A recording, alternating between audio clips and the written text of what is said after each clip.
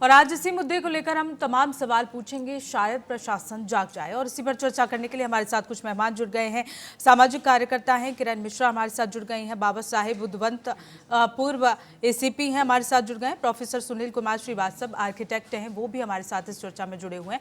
आप तीनों का ही बहुत बहुत स्वागत है हमारे साथ इस चर्चा में जुड़ने के लिए और अपना समय देने के लिए। सबसे पहले मैं यहाँ बाबा साहेब उद्वंत जी आपसे सवाल पूछना चाहूंगी, क्योंकि कई बार ऐसा हो चुका है, हमेशा ये खबरें सामने आती रहती हैं कि आग लगी है और आग ऐसी जगह लगी है जहां इमारत बहुत संकरी गली में थी, जहां मदद भी पहुंचे तो समय से ना पहुंच पाए। आखिर कब तक इस तरह से होता रहेगा और इसका खामियाजा लोग भुगतते रहेंगे?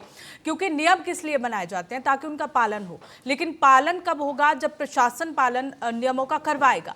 लेकिन यहाँ फिर इसी तरह की घटना हो जाती है और उसमें कई परिवार जो हैं वो झुलस जाते हैं, परिवारजन अपने अपनों को खो देते हैं। आखिर कब तक यही चलता रहेगा? मेरा आवाज सुन रहे हैं मैडम जी मैडम, ये तो बहुत बड़ी गलती है।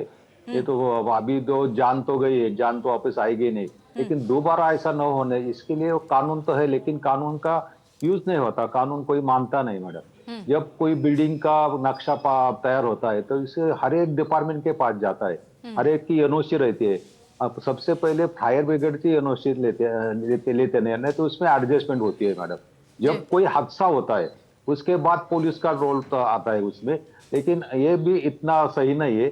उसके पहले जो बिल्डिंग है वहाँ कमिश्नरेट एरिया में, जहाँ बड़े बड़े शहर है वहां में पुलिस को हक है, पुलिस को अधिकार है हर एक बिल्डिंग का हर साल फायर ऑडिट होना ही चाहिए। उसका फायर ऑडिट हुआ या नहीं हुआ, उसका इलेक्ट्रॉनिक ऑडिट हुआ या नहीं हुआ, वो तपासने को करने की वो किया नहीं तो उसके पनिशमेंट है, उसका गुना भी दाखिल हो सकता है। ये तो सब पुलिस का था। और जो हादसा होने के बाद वो तो अभी बीएनएस से अंदर उसको गुना दाखिल होगा, पनिशमेंट मिलेगी उसको, 7 के 10 साल की पनिशमेंट है।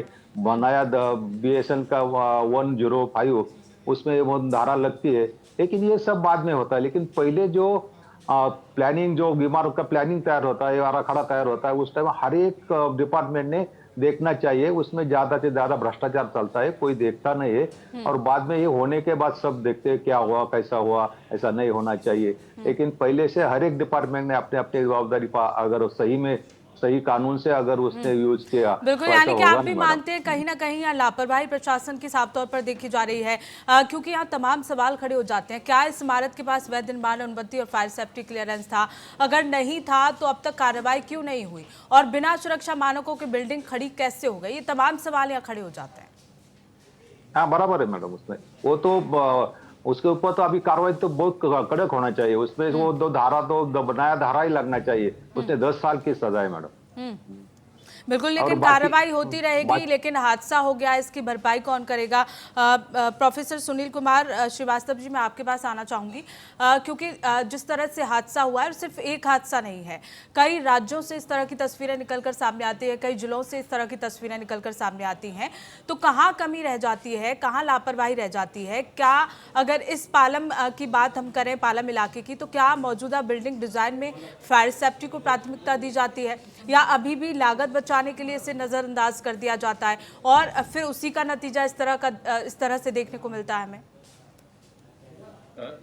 आप सभी को नमस्कार जी। पूनम जी, मैं एक चीज इसमें कहूंगा कि आज भी जो बिल्डिंग्स बन रही हैं उसमें बायलॉज को पूरे तरह से नजरअंदाज किया जाता है, फायर सेफ्टी को लेकर नजरअंदाज किया जाता है। और आप ज्यादातर जो है जितनी फायर लग रही हैं उसमें अगर आप देखेंगे शॉर्ट सर्किट एक मेन कारण रह रहा है। आप इसको ऐसे समझ लें कि अगर जो है हमें सर्किट में 4 mm का वायर डालना है इसी के लिए, और अगर आप 1.5 का डालेंगे तो थोड़े ही कुछ दिनों में या ज्यादा चलने पे ओवरहीट हो जाएगा जी। और वो फायर लगेगा।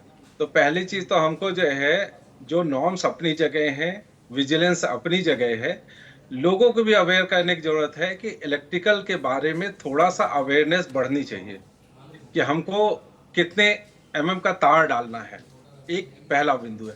दूसरा बिंदु जो है, जो हमारे पुलिसिंग है या हमारी रेगुलेटेड अथॉरिटीज हैं, उनको भी इसमें आगे बढ़ के और देखना चाहिए कि क्या इनके पास फायर की एनओसी है कि नहीं।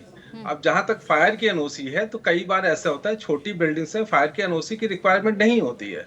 उसके अपने नॉर्म्स है कितने लेवल के ऊपर के होना चाहिए। अब ये जैसे मैं देख रहा हूँ ये सब रेजिडेंशियल मिक्स्ड लैंड यूज वाले दिख रहे हैं फोटोग्राफ्स में। तो रेजिडेंस में तो आपको फायर की एनओसी की आवश्यकता नहीं है अगर छोटे घर हैं तो। होता ये है कि इंक्रोच करके बड़ी बिल्डिंग बना ली जाती है और जब कोई बात हो जाती है घटना हो जाती है तो हम सब लोग एक दूसरे के ऊपर बिल्कुल। जिम्मेदारी डालने लगते हैं। तो मेरी नजर में इसमें जो है सरकार को वृहद लेवल पे जो इलेक्ट्रिकल सेफ्टी है उसके बारे में अवेयरनेस प्रोग्राम चलाने चाहिए ताकि लोगों को मालूम हो कि कितना हजारडस है, तार कितना मोटा लगेगा वो जरूर मालूम हो। क्योंकि और नहीं है तो प्रॉपर डिजाइन करवा के डलवाएं। क्योंकि अभी जितना भी हो रहा है जैसे अब लोग घरों में डाल देते हैं 2 किलोवाट का कनेक्शन ले लिया उसमें 3 एसी चला दिए।